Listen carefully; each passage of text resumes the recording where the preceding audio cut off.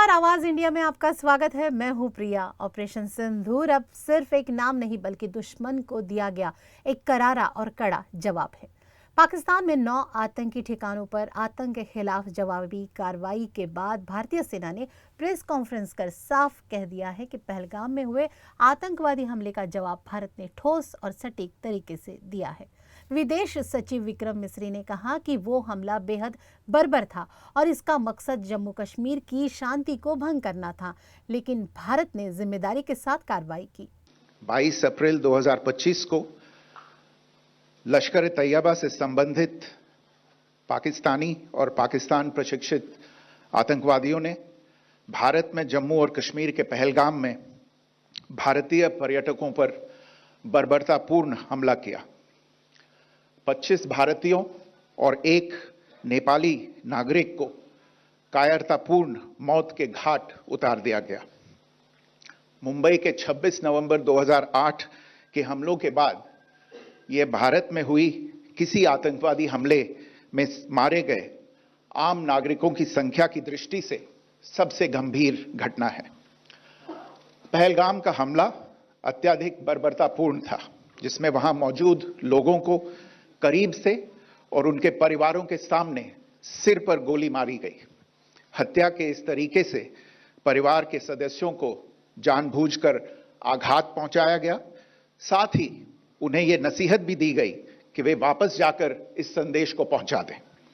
यह हमला स्पष्ट रूप से जम्मू और कश्मीर में बहाल हो रही सामान्य स्थिति को बाधित करने के उद्देश्य से किया गया था। वहीं भारतीय सेना की ओर से कर्नल सोफिया कुरैशी ने बताया कि 1:05 से रात 1:30 के बीच बहावलपुर, मुरीद के बाग, कोटली और मुजफ्फराबाद जैसे इलाकों में एयर स्ट्राइक की गई। टारगेट किए गए ठिकानों में आतंकी लॉन्च पैड और ट्रेनिंग सेंटर शामिल थे।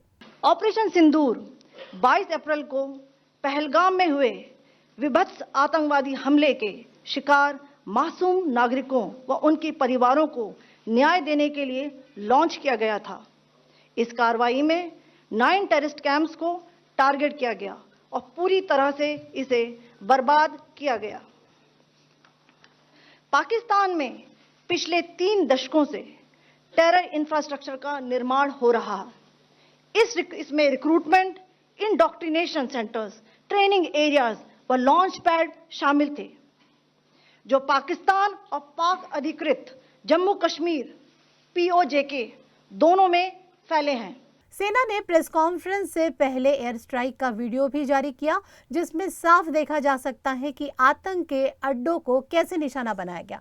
प्रेस कॉन्फ्रेंस में विंग कमांडर व्योमिका सिंह भी मौजूद थी और तीनों अधिकारियों ने यह स्पष्ट किया कि भारत की ये कार्रवाई सिर्फ आतंकवाद के खिलाफ है, न कि किसी देश के खिलाफ। The selection of these targets for Operation Sindoor was based on credible intelligence inputs and role of these facilities in perpetrating the terror activities. The locations were so selected to avoid damage to civilian infrastructures and loss of any civilian lives.